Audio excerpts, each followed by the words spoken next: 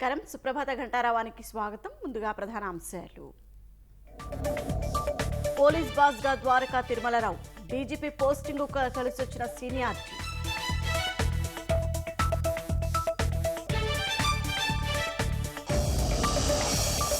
వైకాపా విధేయ ఐఏఎస్లపై బదిలీ వేటు, సిఆర్డీఏ కమిషనర్ గా కాటమనేని భాస్కర్.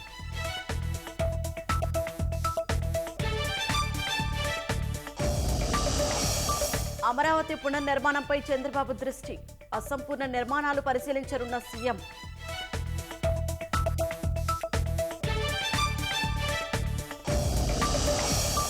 తొలి సమీక్షలోనే అధికారులపై పవన్ ప్రశ్నల వర్షం, తెలియని విషయాలు చెప్తే నేర్చుకుంటారని వ్యాఖ్య.